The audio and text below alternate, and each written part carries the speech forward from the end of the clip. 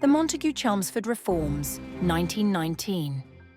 In 1919, the British government introduced the Montagu-Chelmsford Reforms, named after Edwin Montagu, the Secretary of State for India, and Lord Chelmsford, the Viceroy of India, an attempt to pacify public suffering from economic losses due to World War I.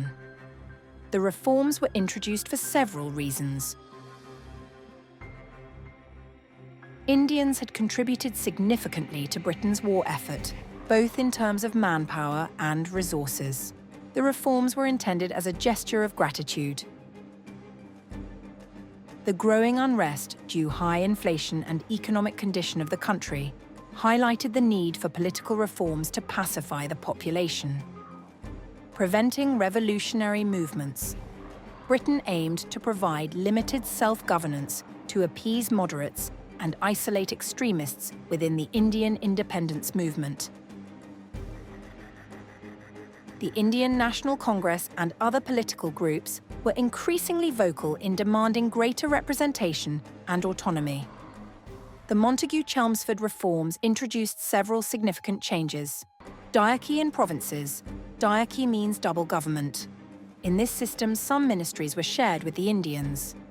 The reforms divided the provincial subjects into two categories: reserved and transferred.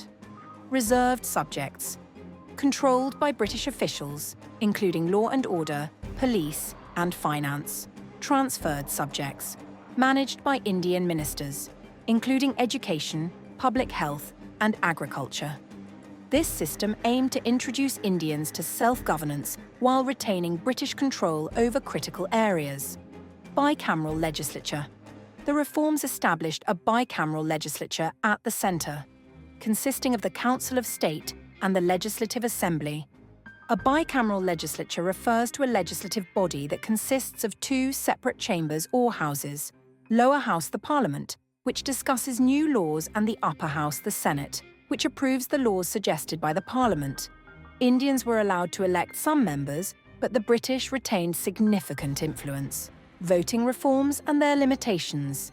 A limited number of Indians were granted the right to vote based on property, education, and income qualifications. Only about 10% of the adult population in British India gained the right to vote. Indians were allowed to hold ministerial positions in the provinces, marking a shift toward political inclusion. But they had limited power, and often they faced hurdles. For example, agriculture was a transferred subject, meaning Indian ministers were responsible for policies related to farming and rural development. However, irrigation, which was crucial for agricultural productivity, fell under the reserved subjects, controlled by British officials. Farmers expected Indian ministers to address issues like droughts, lack of irrigation facilities, and unfair land revenue systems. Indian ministers, however, lacked the authority to control irrigation projects or reduce oppressive taxes.